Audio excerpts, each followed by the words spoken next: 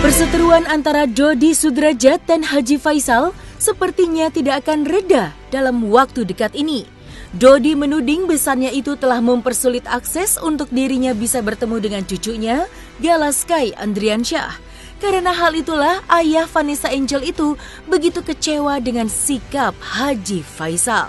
Sementara kuasa hukum Dodi, Farhad Abbas, begitu yakin jika kliennya akan memenangkan banding terkait hak perwalian Galaskai, dan tidak hanya itu saja, Farhad juga akan menanggapi sikap Haji Faisal yang belum menanggapi surat somasi yang sudah dilayangkan beberapa waktu yang lalu. Kemudian apa alasan Farhad Abbas yang begitu yakin jika kliennya akan memenangkan gugatan persidangan hak perwalian Galaskai?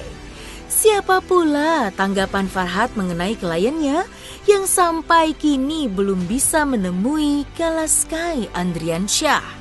Ya kalau kesulitan ya tetap kesulitan, aksesnya untuk bertemu agak sulit gitu ya. Jadi memang belum bisa ketemu sampai saat ini. Kalau untuk kangen dan rindu udah pasti kangen dan rindu. Jadi tapi ya sudahlah, mau diapakan lagi ya.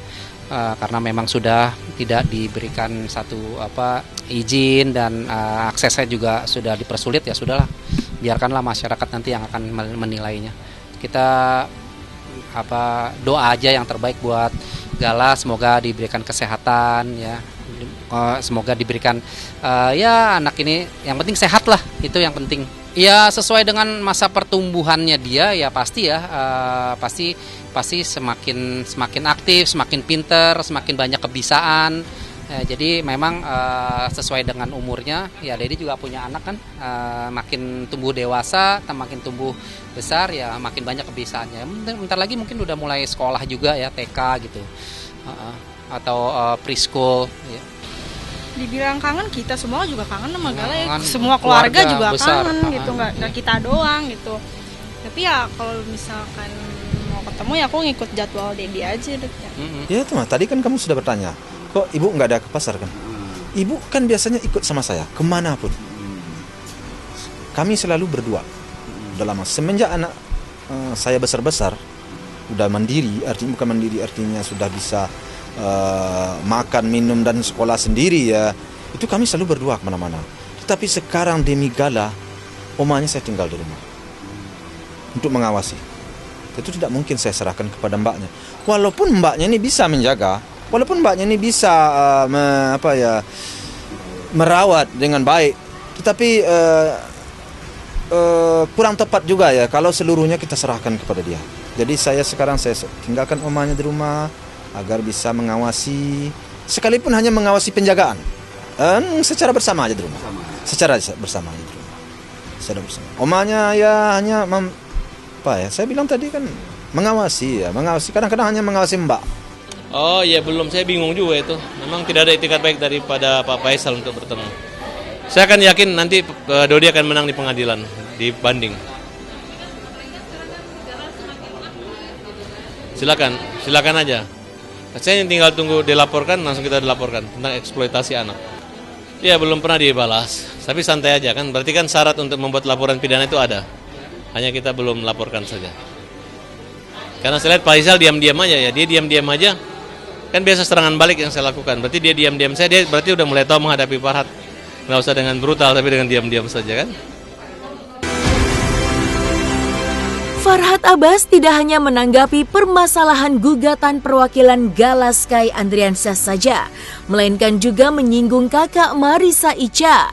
Iren yang kini justru bergabung di kubu Dodi Sudrajat adalah sosok belakangan ini yang menjadi sorotan usai ia menyindir keras adiknya itu yang menurutnya kerap tampil-tampil dengan pencitraan. Lantas, apa alasan Iren menyerang Marissa Icha? Nah, kemudian buat Safir. Kalau Safir sudah melaporkan MI, artinya walaupun MI sudah melaporkan lebih dahulu, tapi Safir bisa membuktikan. Kemudian sudah merapatnya Iren ke keluarga Dodi untuk bergabung. untuk melawan kepalsuan-kepalsuan dan sandiwara-sandiwara itu. Mudah-mudahan ini menjadi pertanda baik buat Dodi dan Mayang. Ikatan perkawinan Vanessa dengan Bibi itu sebenarnya harusnya sama.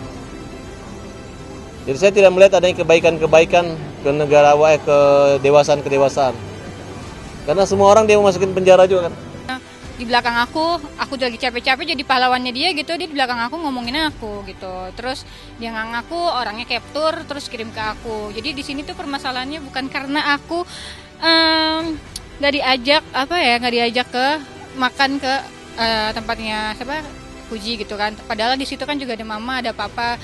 Kayak aku ngerasa kayak nggak dianggap aja sih gitu kan juga kan gitu kan. Tapi bukan itu sebenarnya permasalahannya. Awalnya kayak dia ngomongin aku ke temanku, jadi aku permasalahan yang sudah numpuk yang lalu-lalu jadi yang kayak kecolek lagi. Sebenarnya sih aku nggak peduli ya dia mau pencitraan, mau dia kayak gimana, asal jangan jahat aja, jangan zolim ke orang-orang terdekat atau saudaranya sendiri gitu kan.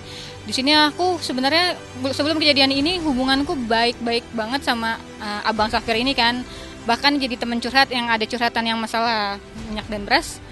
Itu nggak mungkin kalau misalnya curhatan aku ke Safir. Dia masalah minyak dan beras itu juga sebenarnya yang terjadi ya itu gitu. Nggak mungkin lah aku curhat kayak aku ngarang-ngarang untuk apa sih, apalagi menjatuhkan diri aku gitu atau menjatuhkan keluarga aku gitu. Itu spontan aja yang kayak aku cerita sebagai adik dan ke abang gitu. Awalnya aku diserang ya pasti ya, karena kan orang kan taunya kan di publik dengan dia yang bawa donasi gala kan kayak. Cuman pas kesini mungkin banyak juga yang ngebela aku ya sekarang ya. Banyak banget karena mungkin dia merasakan sama dengan yang kayak sama saudara sendiri direndahin gitu kan. Sama saudara sendiri maksudnya nggak dihargain gitu. Kita yang selalu jadi garda terdepan, tapi di sini tuh kayak istilahnya diperluin cuman kayak ada maunya aja. Di sini tuh aku tuh yang kayak nggak bisa gitu, kayak keluarga tadinya untuk sebelum masalah ini disentil aja tuh keluarga aku nggak terima gitu kan. Terus tapi kayak di sini kayak ditambah lagi kayak benturan dalam banget untuk diri aku kayak wah mah kok bisa gini, dari yang maksudnya dari yang mama itu apa-apa ngadunya ke saya, ngadunya ke saya gitu, kayak misalnya diapain cucu gitu, misalnya kayak nggak boleh kesana gitu, kayak diusir cucu atau kayak gimana gitu kan. Itu mama nangisnya ke saya gitu kan. Terus dia kangen sama anaknya kayak gitu. Terus dia bilang katanya oke lah gitu, dia ngasih uang gitu untuk mama pas waktu mama birthday. Tapi datang udah kayak selebritis gitu kan, yang cuma sebentar pulang gitu kan. Itu mama baper gitu kan. Jadi mama apapun ceritanya tentang keluh kesahnya ke aku gitu kan. Tapi ketika aku dengerin semua, nggak mungkin dong kayak aku tuh nggak marah gitu kan, nggak marah kok, wah ini harus ambil tindakan gitu kan. Kalau dia nggak mau dinasehatin juga ya harus gini caranya gitu, biar dia kayak maksudnya kena sanksi sosial sih ya gitu kan.